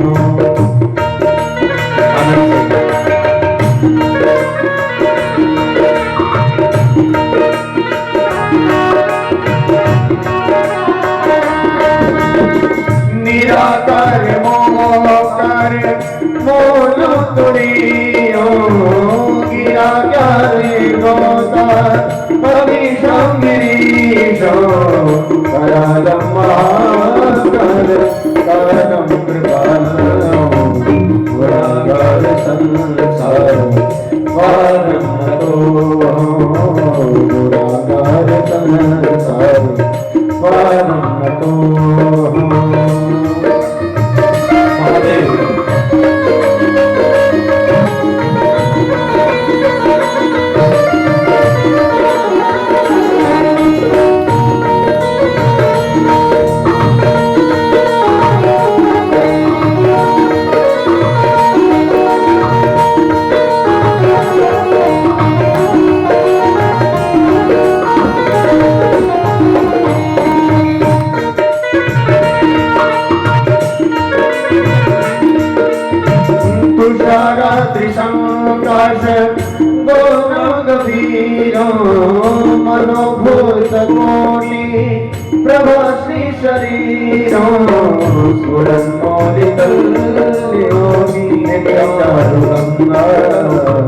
सरज बाल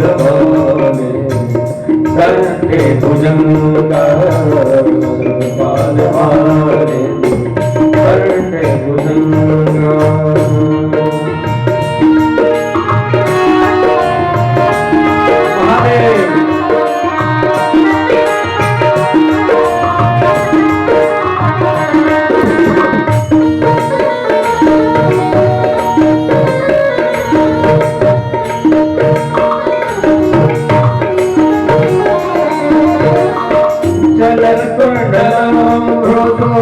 नेत्रं विशालो कंठं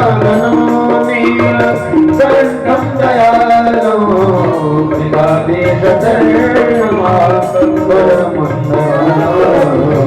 प्रियं शंकरं शरणनाथं भजामि।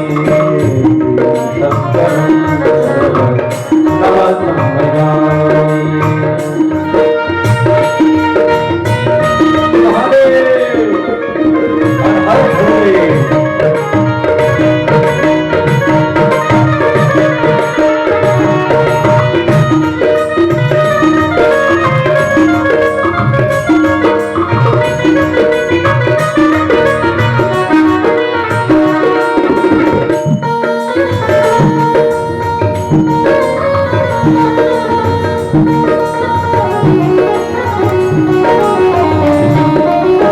प्रचंड प्रकृष्टो प्रगल्भो परेशो अखंड भजं भानो कोटि प्रकाशो जयशोधनिर्मो संशोधपाणे वंदेहं भवानी पतिं पावनं वंदेहं भवानी पतिं पावनं।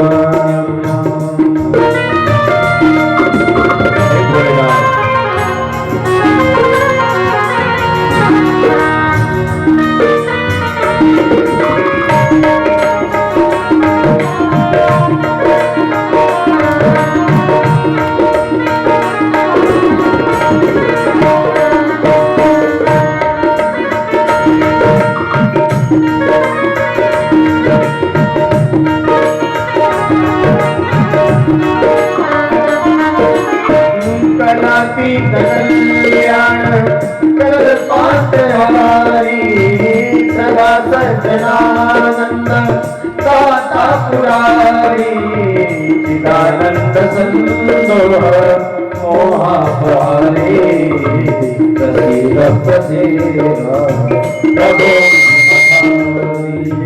प्रसीद प्रसीद प्रभो मनमतारी।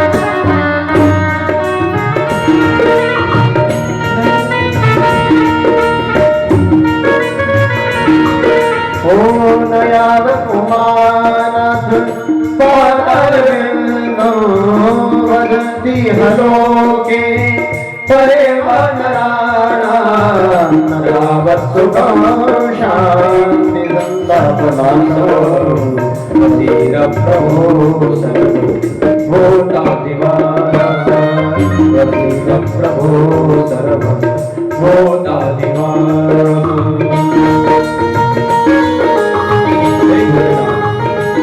ओम नमः शिवाय।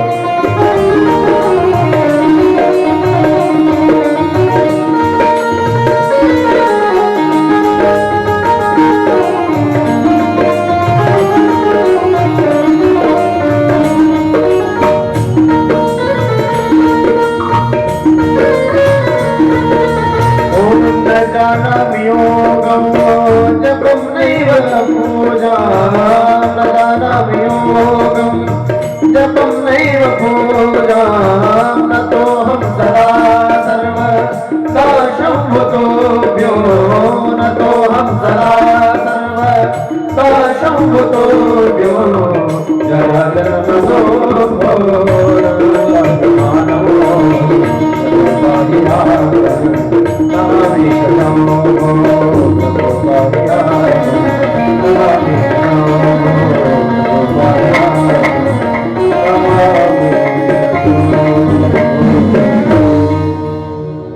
बोले शंकर भगवान की जय हो। अनेन मृतेन श्री रुद्राष्टक पाठ कर्मणा भगवान श्री भोलेनाथ देवतार्पणमस्तु। जीवन में सबसे बड़ी स्थिति यह है कि सुबह से शाम हो गई, भगवान आए नहीं, पूजन की थाली धरी की धरी रह गई। दान पुण्य किसका फलीभूत होता है? आपने कह दिया कि महाराज भंडारा चल रहा है, भंडारे में चले गए और 2 तेल के पीपे दान कर दिए। क्या किया? 2 तेल के पीपे दान में दिए। भगवान फलाने नाम से फलाने जगह पे 2 तेल के पीपे दान। अब जो आपने दान दे दिया, अब उस दान के तेल के पूड़ियां यदि आप खाते हो तो वो आपको ग्रहण नहीं करनी चाहिए महाराज। जो दान दे दिया वो गया, जो दान दे दिया वो गया, उसके ऊपर अब आपका अधिकार नहीं है।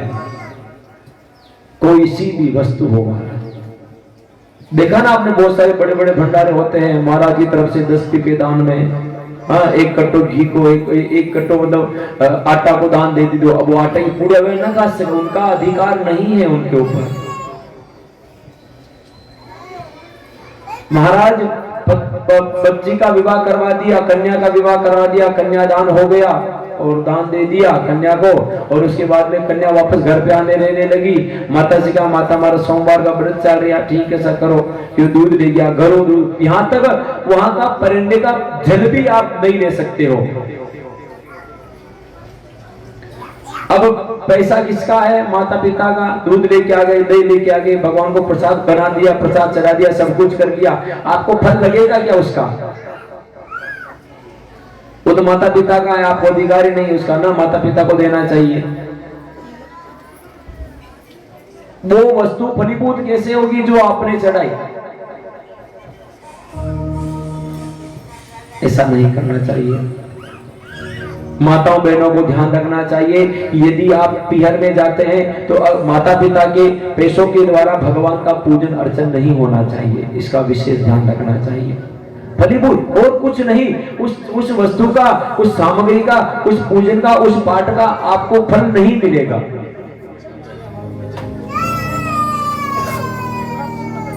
इसका विशेष ध्यान रखना चाहिए आपको कि उस चीज का आपको फल नहीं मिल पाएगा, इसलिए आपको सावधानियां रखनी चाहिए ऐसी बातों पर।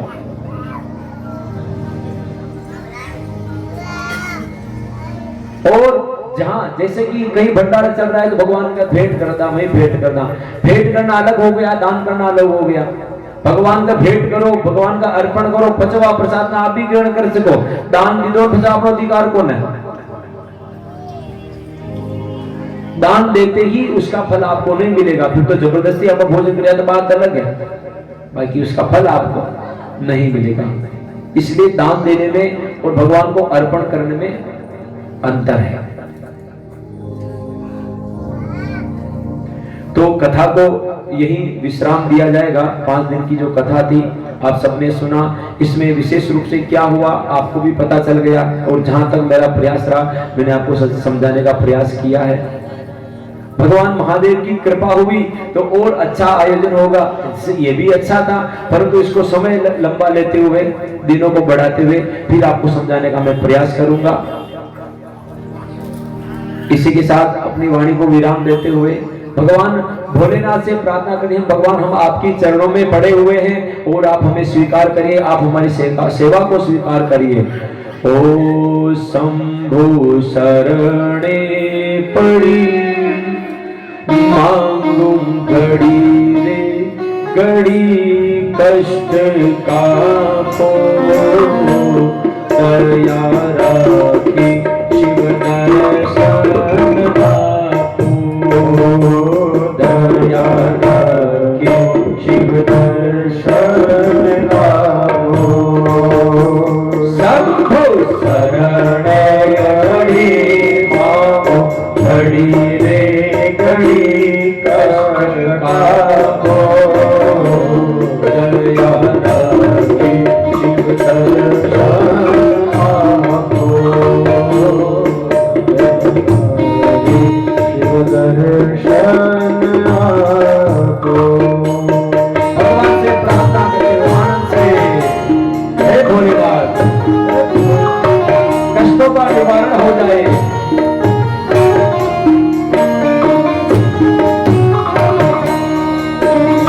आनंद से हर हर महादेव भगवान बड़े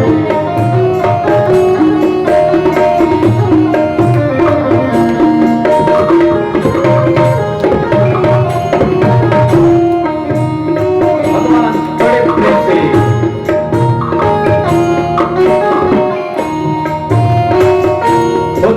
में भक्तों ना दुखनहारा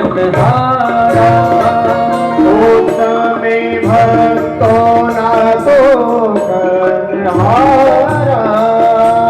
शुभ सुनहु सदा करनारा ओ शोभ सबनो सदा करनारा कौन है वो तो मंदमती साई अकड़मती दर्श का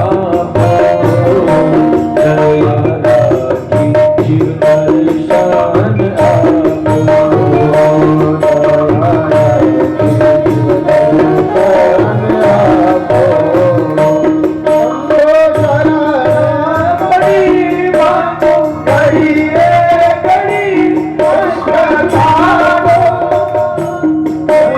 दयाला की शिव दर्शन आपको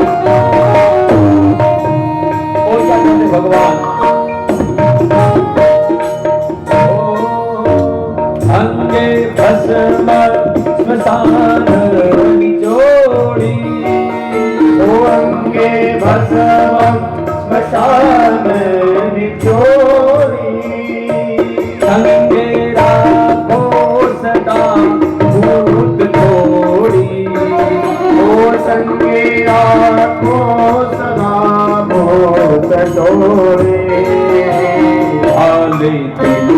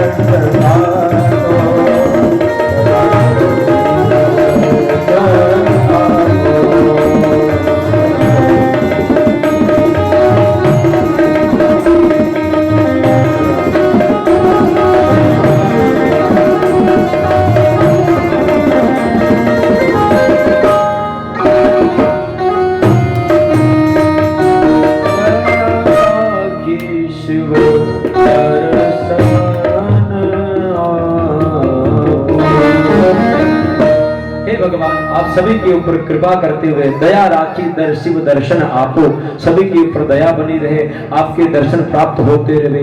भगवान के दर्शन का जो समय होता है वह सुबह से लेकर मध्याह्न 1 बजे से पहले पहले भगवान भोलेनाथ के दर्शन हो जाने चाहिए। और सुनिए, शाम को संध्या समय हो उस समय भी भगवान भोलेनाथ के दर्शन करना सर्वश्रेष्ठ माना जाता है। महाराज आप सभी को प्रेम पूर्वक कथा का यहाँ समय पूरा होने जा रहा है। उसके बाद में भगवान हवन करना है और पूर्णाहुति करनी है। उसके बाद में भगवान की आरती होगी। बड़े प्रेम से आप सभी को मैं जो बोलता हूं आनंद से पूर्वक बोलना है, भगवान से प्रार्थना करनी बड़े प्रेम से। ओ भोला सब दुख काटो मां, सभी को भगवान से ही प्रार्थना करनी है कि 5 दिनों की जो कथा का श्रवण किया है इस सब का फल हमें प्राप्त होवे। इसके निमित्त ओ भोला सब दुख काटो मारा, भोला सब ओ भोला सब दुख काटो मारा, भोला सब दुख काटो मारा। शिव शंकर जपू तेरी माला, शिव शंकर जपू तेरी माला। ओ भोला सब दुख काटो मारा, भोला सब दुख काटो मारा। हो वेश है मंगल मंगलकारी, वेश है मंगल मंगलकारी, वेश है मंगल मंगलकारी, वेश है मंगल हो श्मशानी वासी हमारा, श्मशानवासी हमारा। हो भोला सब दुख काटो मारा, भोला सब दुख काटो मारा। शीश पे गंगा मस्तक पे चंदा, शीश पे गंगा मस्तक पे चंदा, शीश पे गंगा मस्तक पे चंदा, शीश पे गंगा मस्तक पे चंदा। ओ अवधूत रूप तुम्हारा, अवधूत रूप तुम्हारा। भोला सब दुख काटो मारा, भोला सब दुख काटो मारा। शिव शंकर डमरू वाला, शिव शंकर डमरू वाला। ओ भोला सब दुख काटो मारा, भोला सब दुख काटो। बोलो शंकर भगवान की जय हो।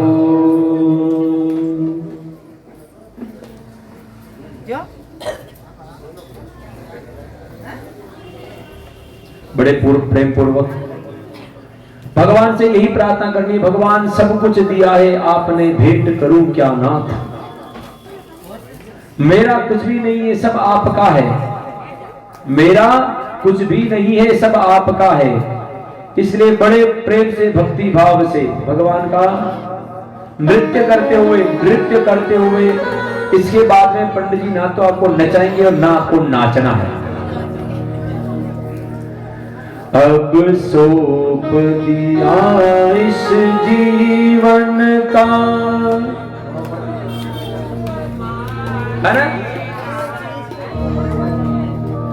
ओ अब सौंप दिया इस जीवन का, सब भार तुम्हारे हाथों में। अब सौंप दिया इस जीवन का, सब भार तुम्हारे हाथों में।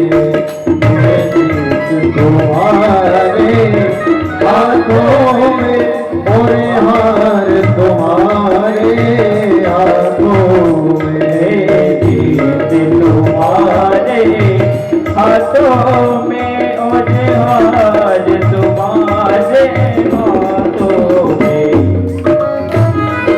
आनंद से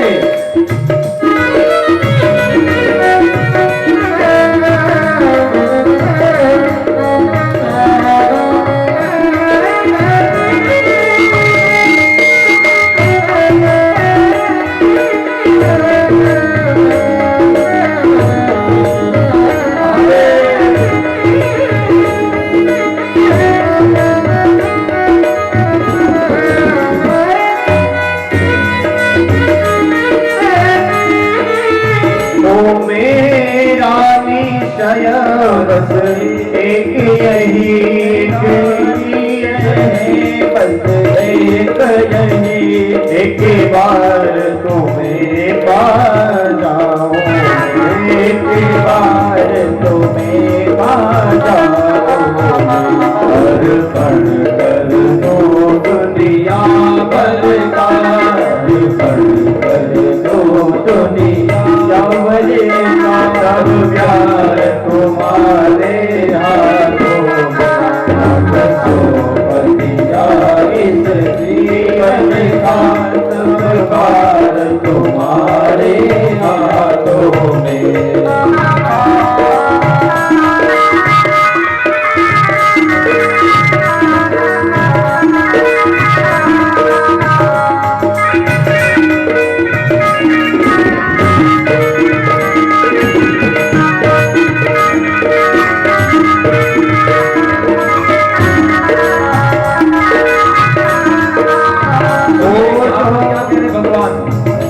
जग में कैसे रहना है, जग में खिलना कीचड़ में है परंतु कमल के पुष्प जैसे रहना अपने को। तो जो जग में रहूं तो ऐसे रहूं, जो जग में रहूं तो ऐसे रहूं। जो जल में कमल का फूल रहे, जो जल में कमल का फूल रहे। दोष समर्पित हो, मेरे सब दोष समर्पित हो। करतार तुम्हारे हाथों में, अब तो बलिया इस जीवन का सब भार तुम्हारे हाथों में।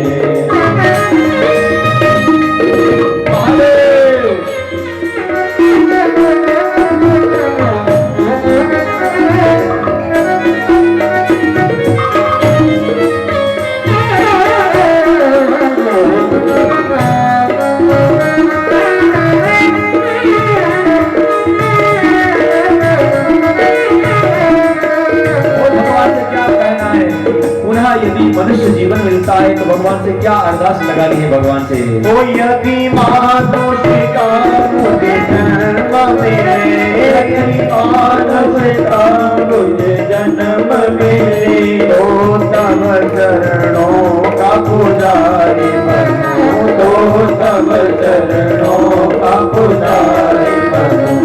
इस पूरन की एक रग रग का, एक रग रग का होकार तुम्हारे हाथों में। अब तो बलिया इस जीवन का सब भार तुम्हारे हाथों में। महादेव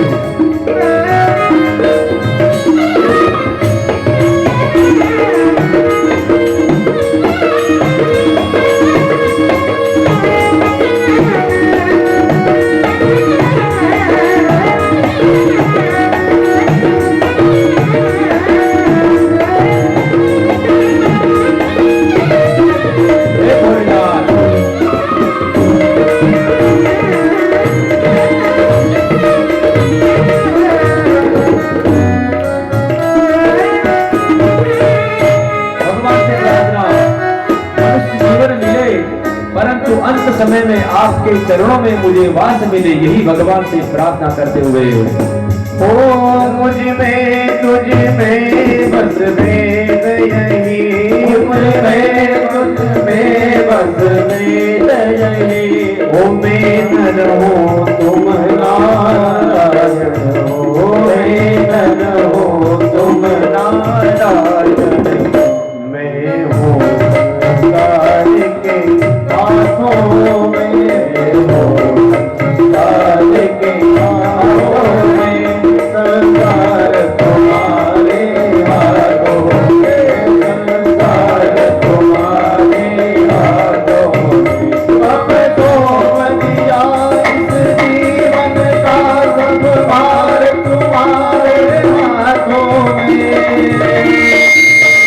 सब भार तुम्हारे हाथों में, भार तुम्हारे हाथों में, हे दीप तुम्हारे हाथों में, और हार तुम्हारे हाथों में,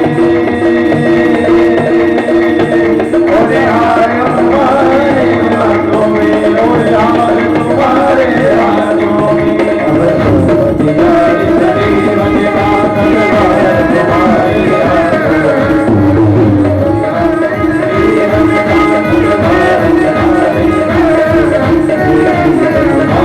हाथों में,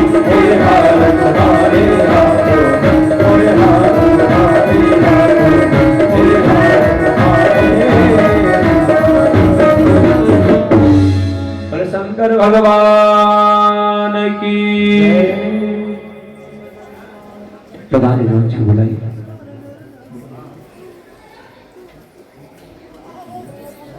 हाँ जी, जो हमारी इस कथा के मुख्य यजमान जी हैं, आप पधारे, अपनी धर्मपत्नी को साथ में लेकर पधारे, अकेले नहीं पधारे, माता पर साफा पहने और हम मिलकर अब हवन करेंगे। हवन करने के बाद में पूर्णाहुति क्रम, और पूर्णाहुति के बाद में हम आरती करके अगला कर्म जो भी है वो करेंगे। बोले शंकर भगवान की जय। सभी प्रेम पूर्वक बैठे रहे, आराम से मन में ओम नमः शिवाय का जाप चलता रहे। ओम नमः शिवाय। सभी को हर हर हर हर